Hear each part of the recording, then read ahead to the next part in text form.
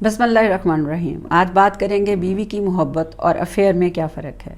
Married relation شپ اور affair امتیاز کرتا ہے ان عوامل پہ جس میں کمٹمنٹ، آپ کا اعتبار، آپ کی سماجی اور اخلاقی اقدار شامل ہیں۔ شادی ایک ایسا فارمل کمٹمنٹ ہے جس کے اندر دو لوگ، دو پارٹنرز ساری عمر وفاداری کے ساتھ زندگی گزارتے ہیں اور اپنی تمام چیزیں، اپنے جذبات، اپنے ارادے، ہر چیز شیئر کرتے ہیں اور اپنی زندگی کے گولز اور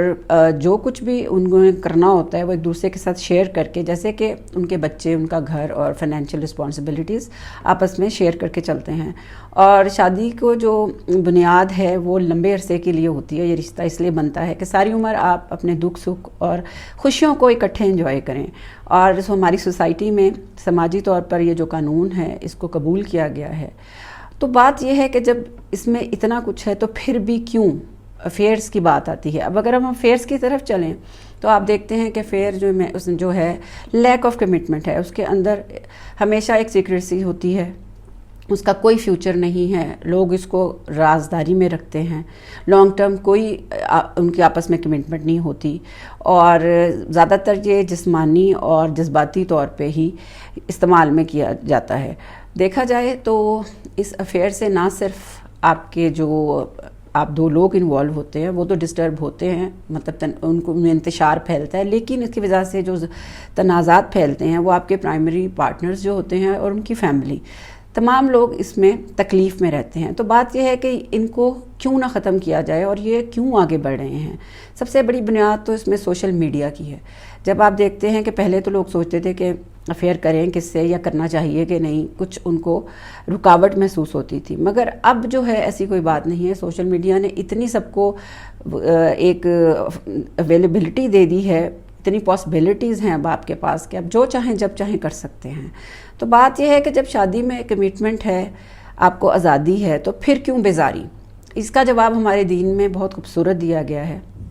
کہ ہمیں تو کہا گیا تھا کہ اپنی زندگی سادی رکھیں، اور خواتین کو کہا گیا تھا کہ شام کو وہ جتنا تیار ہو سکتی ہیں تیار ہوں، اچھا کھانا بنائیں، گھر صاف کریں، بچوں کی تربیت کریں، اپنے شوہروں کا انتظار کریں، تو انہیں ایک فضا چینج ملتی تھی۔ لیکن آج کل جو اقدار ہے اور جیسا ماحول ہے اس میں خواتین بھی شانہ بشانہ مردوں کے ساتھ کام کر رہی ہیں،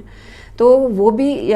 جب واپس آتی ہیں تو تھکی ہوئی ہوتی ہیں اور یہ ایکسپیکٹ کرتی ہیں کہ ان کے ہسبینڈ ان کے ساتھ مل کے کام کریں گے، جبکہ سم ٹائم میاں یہ سمجھ رہا ہوتا ہے کہ بیوی اس کو لیوش ڈنر دے گی یا اس کی خدمت کرے گی۔ تو یہ دونوں آپس میں جو مس انڈرسٹینڈنگ ہے اور جو تنازعات ہیں اور جو ماحول ہے یہ ہم نے خود ہی کریٹ کیا ہے۔ اگر ہم اپنے گھر کا سکون چاہتے ہیں تو ہمیں اپنے سٹینڈرڈز تھوڑے لو کرنے چاہیے، تھوڑا اپنے دین کو سمجھنا چاہیے، اور ایسا ماحول گھر میں پرووائڈ کرنا چاہیے کہ شوہر گھر میں رہے اور اسے لگے کہ یہ میری اصل دنیا اور میری جو سب کچھ یہیں پہ ہے۔ اس چیز سے بھاگنے کے لیے، کیونکہ انہیں تو پتہ ہوتا ہے کہ یہ اگر یہاں آؤں گا تو ذمہ داریاں اور کمٹمنٹس، اور بیوی کو بھی یہ پتہ ہوتا ہے کہ اب تو یہ میرا شوہر بن گیا ہے،